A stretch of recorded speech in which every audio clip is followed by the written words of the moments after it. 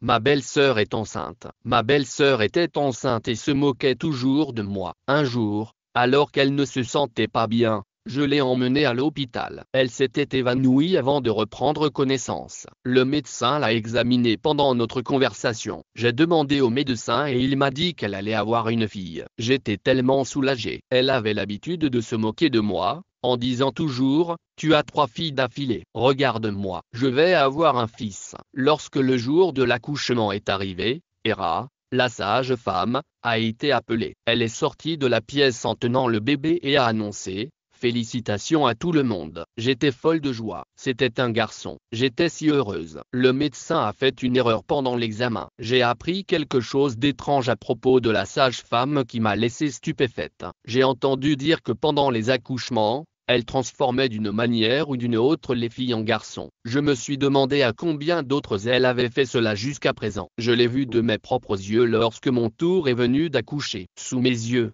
elle a transformé le bébé en garçon. Je vais vous raconter ce qui est arrivé au bébé tout au long de cette histoire. Regardez la vidéo jusqu'à la fin. Si vous l'avez appréciée, donnez-lui un like. Si vous êtes nouveau sur la chaîne, abonnez-vous et cliquez sur l'icône de la cloche. Commençons. Je me suis marié dans une famille en difficulté. Le jour de mon mariage a été le pire jour de ma vie. Les lois. Il y avait 2 belles-sœurs célibataires, tandis que les 2 autres étaient mariées. Ensemble, elles ont fait de ma vie un véritable enfer. Je devais écouter les opinions des 2 belles-sœurs mariées et non mariées. Ma belle-mère désirait ardemment un petit-fils, et mon mari désirait lui aussi un fils. Ma belle-mère me disait beaucoup de choses, mais je ne me plaignais jamais à mon mari. Il me disait que tout irait bien lorsque nous aurions un fils, mais Allah m'a donné 3 filles. J'endurais les paroles de tout le monde tous les jours, et chaque jour était une grande épreuve. Un jour, mes 2 belles-sœurs célibataires se sont mariées le même jour, mais aucune d'entre elles n'a eu d'enfant. 2 ans plus tard, ma belle-sœur aînée a annoncé sa grossesse.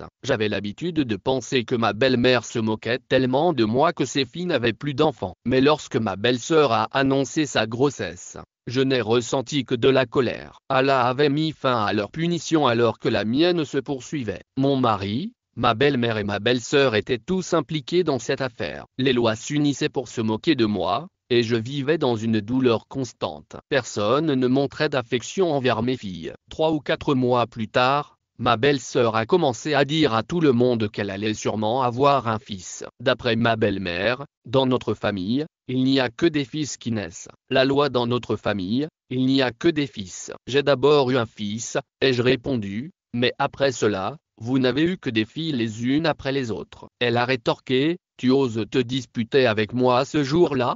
C'est ce que je venais de dire. Ce soir-là, elles ont parlé de moi à mon mari à tel point qu'il m'a giflé. Je suis tombé par terre. Mes filles ont tout vu. Je connais l'ampleur de la punition que j'ai subie et que je subis encore tous les jours. Mon mari m'a dit, as-tu répondu à ma mère malgré tout? Je me suis tourné vers Allah et j'ai décidé de ne jamais répondre aux paroles de qui que ce soit, mais la justice d'Allah se manifeste progressivement. Allah leur donnera certainement chaque jour le châtiment qui leur est dû. J'ai prié Allah pour qu'il me rende justice. Mes beaux-parents étaient très fiers de leur fille. J'ai toujours souhaité qu'ils vivent ce que j'ai fait subir à ma belle-sœur. Mais lorsque ma belle-sœur a affirmé qu'elle allait avoir un fils, je me suis senti découragé. On dit que le désespoir s'apparente à l'incrédulité. Pourtant, rien de positif ne me venait à l'esprit. Ma belle-sœur a même commencé à acheter des articles pour garçons. Cela signifiait qu'elle ne mentait pas, sinon pourquoi gaspillerait-elle de l'argent pour de telles choses? Elle ne cessait de répéter,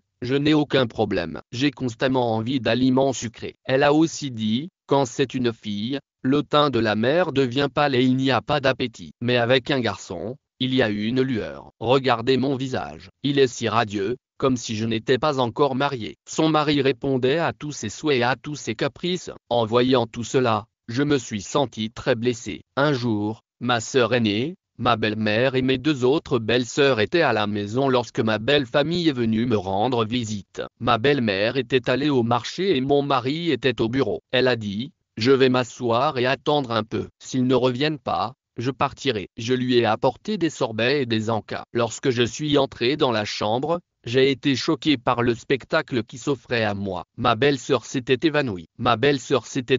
Elle était très faible. J'ai appelé un taxi et je l'ai emmenée à l'hôpital. Le médecin l'a examinée et, Au bout de 2 heures, elle a repris connaissance. Le médecin a dit qu'elle s'était évanouie par faiblesse. Vous avez bien fait de la mener rapidement à l'hôpital. J'ai demandé au médecin si vous aviez fait une échographie. Il est important de vérifier que le bébé va bien. C'est important pour s'assurer que le bébé va bien. J'ai ensuite demandé si elle aurait une fille ou un garçon. J'ai menti au médecin en lui disant que nous voulions acheter des vêtements pour le bébé. Je demande cela parce que je veux savoir. Le médecin a répondu que ma sœur, ma belle famille, aurait une fille. J'ai demandé au médecin s'il en était sûr. Il a répondu avec assurance qu'il était sûr à 100% et que tout le monde se fiait à ses rapports. J'ai été très surprise par les propos du médecin. Je me suis dit, elle ment depuis le début. Elle cherchait un petit garçon, alors pourquoi aurait-elle fait cela? Peut-être qu'elle le fait pour la forme. Sinon, comment peut-on mentir de manière aussi flagrante? Comment peut-on tirer des flèches les yeux fermés? Je suis rentré à la maison,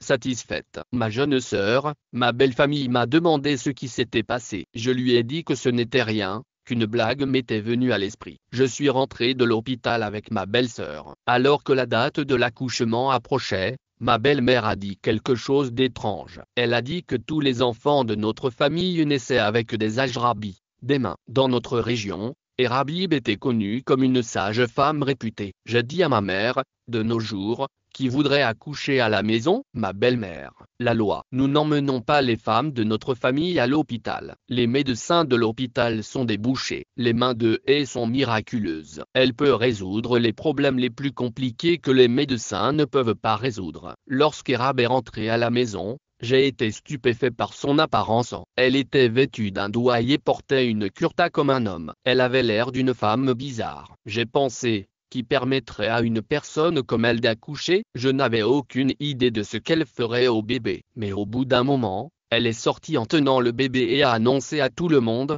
félicitations, c'est un garçon. En entendant cela, je suis resté sans voix. Ma belle-mère s'est mise à crier et à danser de joie. Et mon mari était également ravi. Une semaine plus tard, j'ai réussi à obtenir son adresse et j'ai rencontré cette femme, à Jura. Je lui ai demandé, vous avez dirigé l'accouchement de ma belle-sœur, mais elle devait avoir une fille. Comment est-ce possible? L'autre jour, elle devait accoucher d'une fille. Je l'ai transformée en garçon. Je lui ai demandé comment cela était possible. Elle a répondu, j'ai la bénédiction de mes aînés. Quand une fille est censée naître, je peux la transformer en garçon. Je l'ai déjà fait de nombreuses fois. Certaines personnes ne veulent pas de fils. J'ai transformé leur bébé en fille pour eux. Oh, vraiment? Alors pourquoi êtes-vous encore dans ce pays? Allez à l'étranger et faites-le savoir au monde entier. Elle a dit que ses pouvoirs étaient limités à sa région. Ils ne fonctionnent nulle part ailleurs. Si vous ne me croyez pas, demandez à ceux qui ont reçu l'enfant désiré par mon intermédiaire. Tout me paraissait chaotique et surréaliste,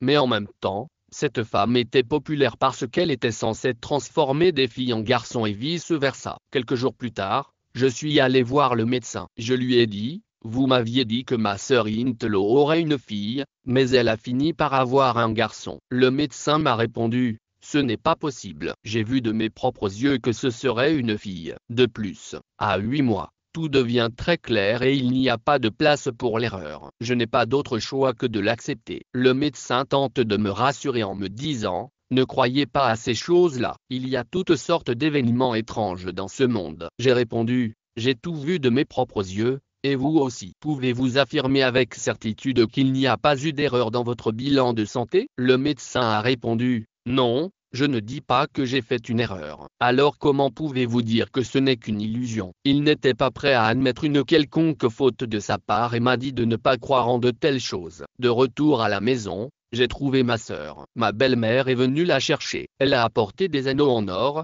des chaînes en or et des amulettes en or pour le nouveau-né, ainsi que d'autres cadeaux pour nous tous. Elle a dit que cette belle-fille avait grandement contribué à l'honneur de notre famille. Des 4 belles-filles, elle est la première à avoir un fils. Parmi mes belles-sœurs, je suis la seule dont le premier enfant de la fille aînée est un garçon. Et ce, 2 ans seulement après le mariage. Je suis heureuse de l'entendre faire l'éloge de ma belle-sœur. Mon cœur a souffert. Je brûlais de douleur. Comment pourrais-je prétendre que je n'étais pas blessé? Seule une personne ayant vécu une telle situation peut comprendre la profondeur de la douleur. Ma belle-mère était assise là, comme si elle était la mère d'une princesse et que sa fille était traitée comme un membre de la famille royale. Ils ont exprimé leur désir de ramener leur belle-fille et leur petit-fils à la maison. Ils ont exprimé leur désir de ramener leur belle-fille et leur petit-fils à la maison et, le soir venu, ils sont partis. Ensuite, ma belle-mère est partie. Elle n'arrêtait pas de parler. Elle a dit: